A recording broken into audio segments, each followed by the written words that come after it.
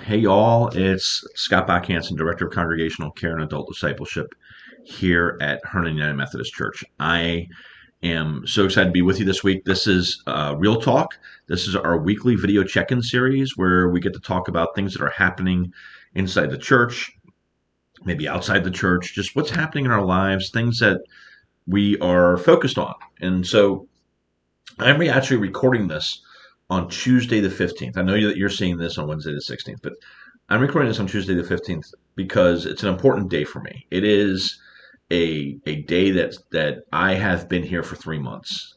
And I started just thinking about all the different things that I've had a chance to just participate in my role here at Herndon. And even though I am considered part-time, there's so much happening inside the walls of the church, and just to be able to participate in some of these things. I have to list some of these for you because some of these just make me so excited. I've had a chance to lead Bible studies. I've had a chance to pray in the chapel for individuals or for groups, and also with individuals and with groups, and just be able to talk to God and share where we'd like to see God present in our lives. I've had a chance to be involved in leading the worship planning. I've had a chance to be able to pray in worship. I've had a chance to pray individually with you during worship.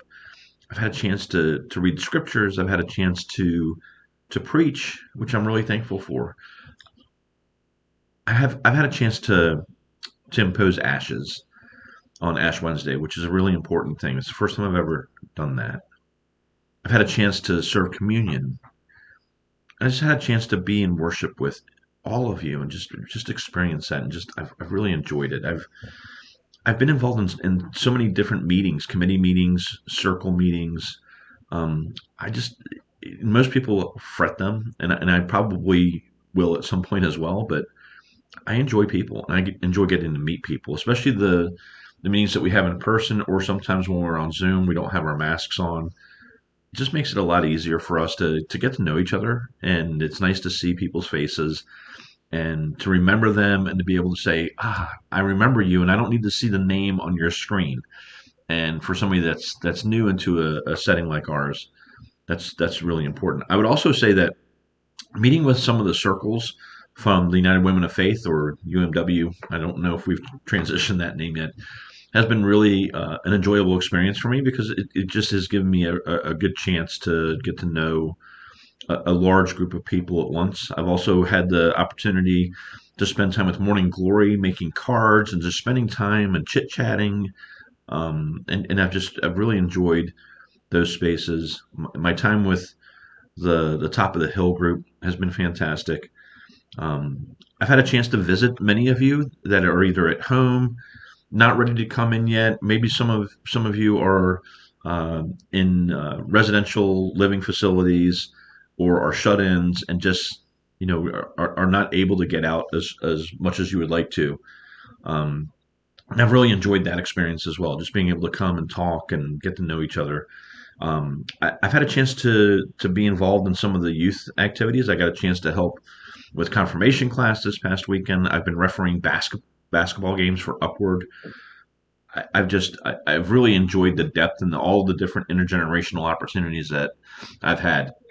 I've had a chance to pass out Christmas gifts through our partnership with Link, and I think that was one of those things that I just came up just to see what was going on in church in my first weekend, and found that they needed some help passing out presents, and I thought that, gosh, what a great way to get started, to pass out Christmas presents to families in need.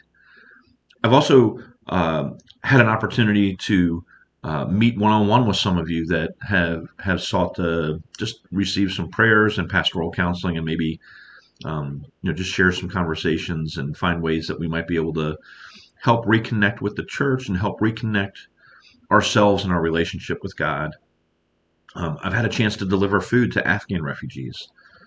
I've had a chance to be able to organize transportation and meals for those that are in need in our community. And one of the most important things for me, or two of the most important things, one is being able to work with the staff and be able just to connect and learn. Coming from the side of laity, where maybe you think you know everything, you think you know the answers. I realize that I don't, and so I've been really thankful for that implementation. One of the main things I got into ministry for is because I believe that those that are going into ministry, and I'll be a pastor coming this May. I'll go through licensing school. I don't think there's anything more important than to help people when they're at their lowest times in life. And recently, I got the chance to hold the hand of someone that was dying. That to me is really important, and I think it's really important for all of us. You don't have to be a pastor to do that, but just to be present and be available and to love those in your community. And um, upon hearing that, some people said, "Wow, that's a really tough job." And for me, it's not a job. Yes, it's what I do for work, but it's not a job for me. It's really a true love. And so I want to say thank you to all of this community, and just for the opportunity to be able to start my first 90 days. And gosh, what an amazing 90 days it's been, and excited for what the future holds. So crossing our fingers for a great announcement coming this Sunday, and we'll be able to share more then. But I'm looking forward to what the next 90 days brings, and what are the things we can do in ministry here at Herndon. So I thought I'd also just mention a couple of other things that are coming up on the docket. You're going to see something. We're getting involved with Rise Against Hunger. So you're going to see something coming up, an announcement about we're going to serve meals coming up in April, April 23rd. We're gonna try to serve 20,000 or package 20,000 meals for those in need. We're also looking at other different events that I don't want to take away the steam from other people. But I think there's going to be a lot of opportunities to be able to serve our community and to be able to connect with those not only that are members of our church, but also those that are outside of our church, and also connect with our partnership with Herndon High School across the street. The last thing I want to share is I am excited about this because I had been asked, Scott, do you have any book recommendation? What are you reading?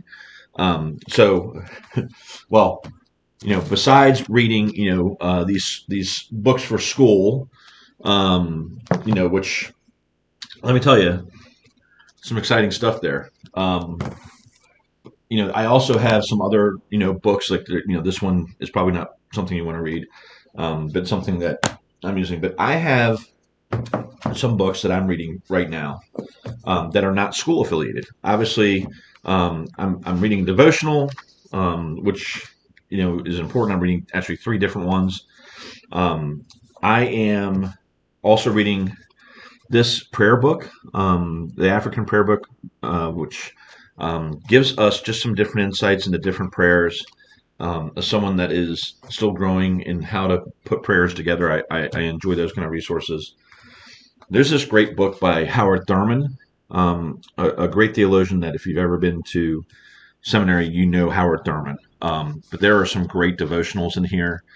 And I just, every once in a while, when I'm looking for inspiration or what I'm going to pray about, or if there's something that I'm looking for, it's a great opportunity for me to learn about that. So some other books. First one, I have 2 different Kate Bowler books. One's being borrowed, but this is the one that really turned me on to her and her style of writing.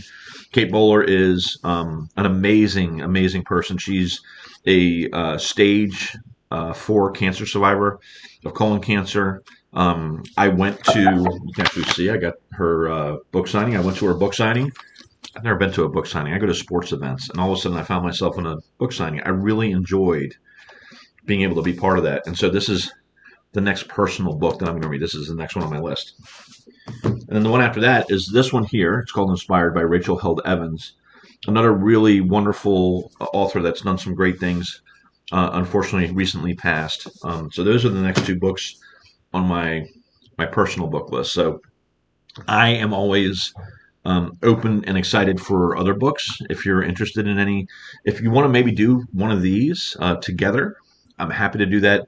I'll probably wait until May when I get done with finals, and that way I can exhale before I go to licensing school. But it might be a good time then that we can do one of these books together. So don't forget, this coming Sunday, we are in Doe Fellowship Hall at 10, and we are in the sanctuary at 5.